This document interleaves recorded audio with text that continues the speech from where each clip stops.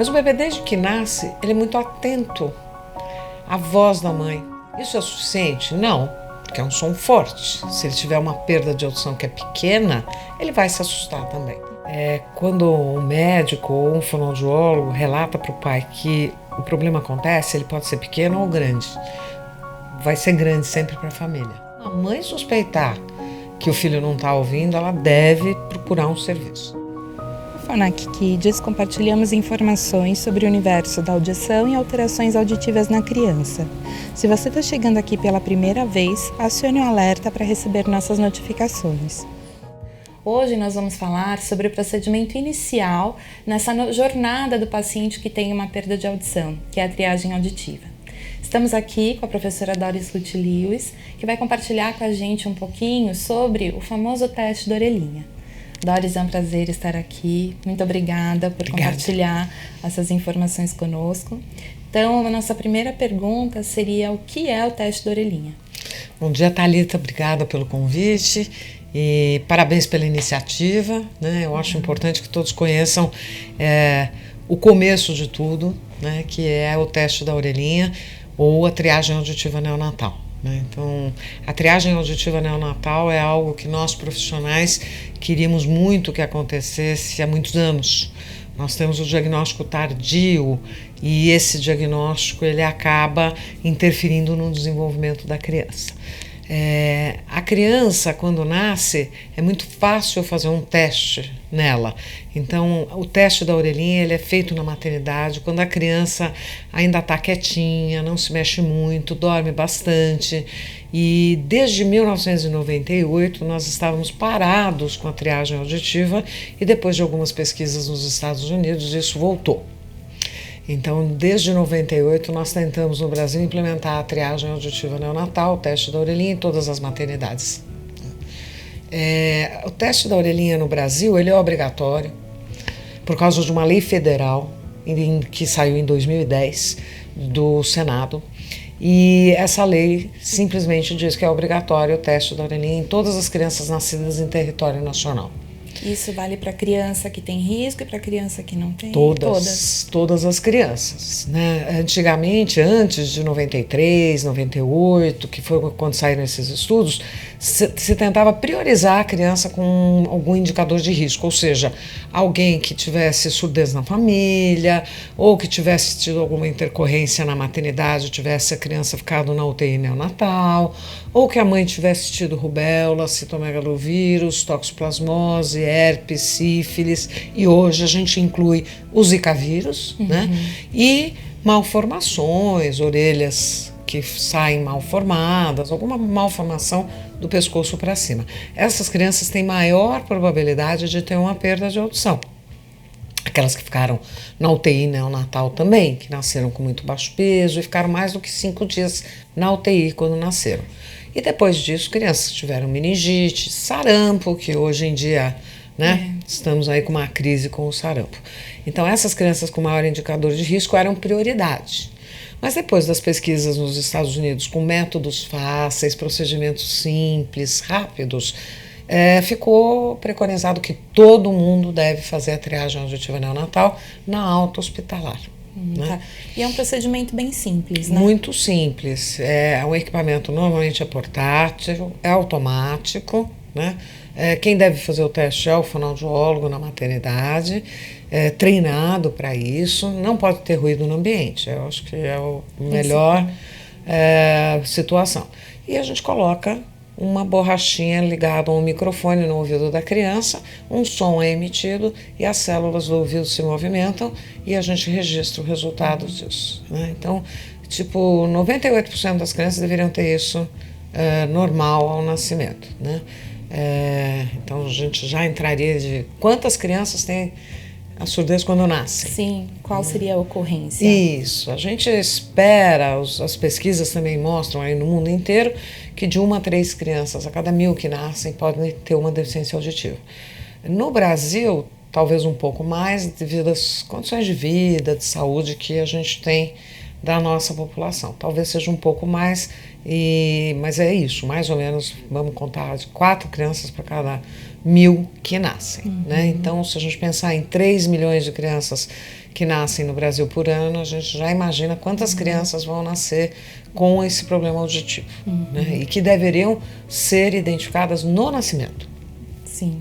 E aí, o que acontece se existe a identificação? Então, a criança não passou no primeiro teste, por exemplo, na maternidade. O que deve acontecer depois? Certo. A gente tem algumas idades marcadoras na cabeça da gente para que nós, profissionais, e os pais também conheçam e saibam o que tem que fazer.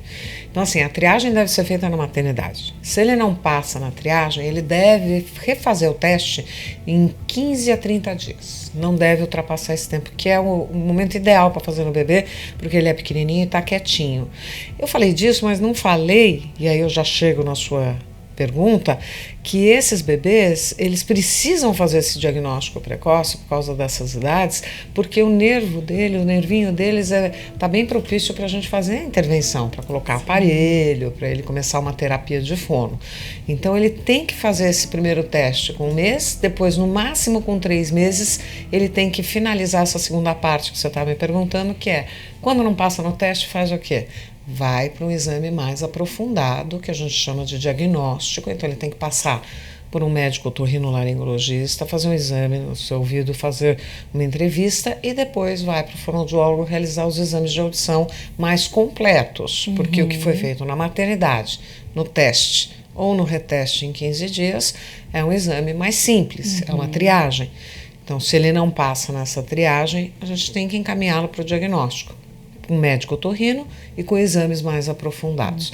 E isso não deve ultrapassar os 3 meses de idade, para que a gente possa começar todo o trabalho de reabilitação se ele tiver realmente uma perda. Sempre o mais cedo possível, né? O mais cedo possível, por causa deste nervo dele que está plástico, o resultado é melhor. Na verdade, quanto antes, melhor. E no caso de hospitais que não têm esse serviço, o que as famílias deveriam procurar? Quais seriam os caminhos aí a serem buscados? No nosso sistema de saúde, a gente tem os hospitais públicos e os privados. A gente acredita que a maioria dos privados, pelo menos na região sudeste do país, sul, estejam realizando os testes, né? E nem todos os públicos, depende do lugar. Então, nós acreditamos que cerca de 30% das crianças no Brasil façam o teste.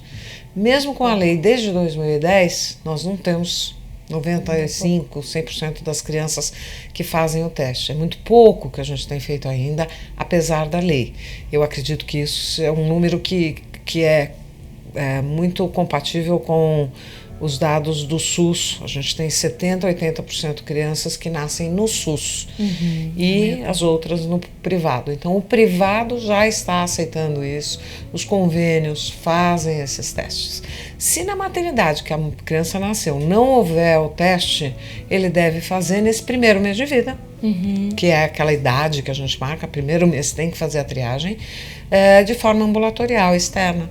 Né? Ele tem que ter um pedido médico, de um convênio ou particular, e vai até um serviço de audiologia ou de saúde auditiva. Tanto pode ser do SUS, como pode ser no privado, um serviço de saúde auditiva que faça esse teste. Por meio da emissão autoacústica, que é um teste específico para bebês, quase todos os bebês, e aqueles de risco que nós falamos, que, principalmente os que ficaram na UTI neonatal, devem fazer um outro procedimento que se chama BERA, né? Triagem, BERA, também ainda no primeiro mês de vida, ou assim que saírem do hospital. E sempre pensando nesse 1 mês, né? Nesse primeiro mês de vida. Porque depois eles não dormem, não ficam quietos, né? Tiram a sondinha do ouvido, né? Mas a gente faz mesmo que for. Mas os 3 primeiros meses são fundamentais para a primeira fase, que é a triagem, e já o encaminhamento para o diagnóstico. Se vocês que têm filhos sabem como passa rápido 3 meses. Exatamente. Depois que nasce, parece que, né, 3 meses se passou em 3 dias. Exato. Então, tem que ser uma ação que o pediatra nos ajude, né? Se ele recebe uma criança que não fez o teste, ele deve encaminhar para fazer o teste. Uma mãe que olhe na ficha de alta dela e veja, às vezes ela confunde, o teste do pezinho fez, mas não fez o da orelhinha. Fez o do pezinho, não fez o da orelhinha, vai pedir para o pediatra dela encaminhá-la para um serviço que tenha o exame. O exame dura 3 minutos. É bem rápido, né? Ou beira um pouco mais no bebê de risco, porque tem que colocar alguns eletrodos. 5 minutos. Então, é um teste rápido, se ele estiver quietinho, é muito fácil de fazer. E pensando em famílias que não tiveram a chance de passar por esse serviço, pensando em famílias que podem estar nos assistindo e que pensam, nossa, será que meu bebê escuta? Então, dentro desse primeiro ano, aí considerando os 3 meses, quais seriam as nossas mensagens de alerta, assim, para a mamãe poder prestar atenção se o bebê está ouvindo? Isso é muito importante, né? E as mães percebem, né? Muito comum as mães falarem que estão sentindo que seus filhos não estão ouvindo bem e pedirem o teste para o médico, pedirem uma avaliação, pedirem ajuda, né? E às vezes as pessoas até os avós, os maridos falam, não, imagina. Quando uma mãe suspeitar que o filho não está ouvindo, ela deve procurar um serviço. É melhor fazer um teste a mais do que, né, ficar sem fazer o teste. Os sinais de alerta, a criança pequenininha, no primeiro ano de vida, ela se desenvolve também muito rápido, também passa muito rápido o tempo e ela tem diferentes fases do desenvolvimento que a gente enxerga que ela está ouvindo ou não. Então, o bebê pequenininho, até os 3 meses de idade, o que a gente mais vê é ele ter sustos com sons fortes. Isso é suficiente? Não, porque é um som forte. Se ele tiver uma perda de audição que é pequena, ele vai se assustar também. Então isso é um sinal. Mas o bebê, desde que nasce, ele é muito atento à voz da mãe. Então ele faz sinais com o rosto, ele franze a sobrancelha quando ele escuta a voz da mãe mais fraca, ele presta atenção, ele fica olhando para a mãe. Ele ainda não consegue virar a cabeça com 3 meses, se alguém chama ele atrás. Então, nos 3 primeiros meses é prestar atenção nos sinais que ele tem quando ele está ali na conversação com a mãe, no colo da mãe, se ele para ouvir a mãe, se ele começa a sugar a chupeta quando ele ouve a mãe ou o pai, né? O bebê reconhece a voz da mãe e do pai que ele escutou durante a gestação. Então isso acontece com bastante frequência. E os sustos. Depois dos 3 meses, entre 3 e 6 meses, quando a criança já tem a cabecinha firme, e se você começar a chamar ele atrás, fraquinho ele vira. Tá? Certo. E hoje, que mensagem a gente poderia deixar para uma família que recebeu o diagnóstico de que a criança não escuta? Também bastante importante a sua pergunta, porque quando um médico ou um fonoaudiólogo relata para o pai que o problema acontece, ele pode ser pequeno ou grande. Vai ser grande sempre para a família, para os pais. Então eles têm que saber que hoje tem uma tecnologia muito avançada de aparelhos de amplificação sonora, de aparelhos de surdez, como as pessoas chamam, que pode ser colocada no bebê desde muito pequenininho. Né? Aparelhos vocês conhecem muito bem, né? Os aparelhos pequenininhos que cabem atrás da orelha da criança, bem adaptados, né? Então tem uma tecnologia que pode fazer com que eles recebam essa voz dos pais, que os sinais do mundo, né? E se esse aparelho não for suficiente, tem tecnologia ainda mais avançada, mais existente aqui para nós no Brasil, inclusive no SUS, que é o implante coclear, né, que o médico tem que avaliar se é caso ou não para o implante. Então hoje o profissional tem que dar todo o apoio a essa família, né, porque ela não conhece. Exato, o que tem desconhecido e invisível também. Né? Isso, essa invisibilidade, primeiro que é invisível a deficiência auditiva, né? Exato. Isso não se vê. Né? Se a criança nasce com uma mancha na pele, está aqui. Se ela tem um problema visual, o reflexo vermelho mostra. Né? Mas a audição é invisível. Então, primeiro tem a invisibilidade disso. E a ocorrência não é tão comum como o problema visual. Quase todos nós usamos óculos, né? Não é tão recorrente assim você vê uma criança com aparelho. Né, eu espero que fique mais. Exato. Mais fácil a gente ver, quer dizer que as crianças estão sendo atendidas. Mas a família não conhece. Então ela precisa ter o apoio do profissional que vai ajudá-la a entender quanto aquela criança escuta e quanto ela tem de possibilidade com o uso dos aparelhos. Isso é fácil a gente ir informando a família, para ela não achar que não tem o que fazer. Exato, Acho tem muito, né? A pior coisa é uma família achar que não tem o que fazer, é ao contrário, tem muito para fazer.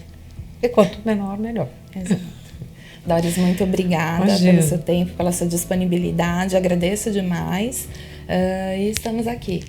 Se vocês gostaram desse vídeo, cliquem no sininho aqui embaixo para receberem as notificações dos próximos. Mais uma vez, obrigada. Obrigada a vocês, parabéns.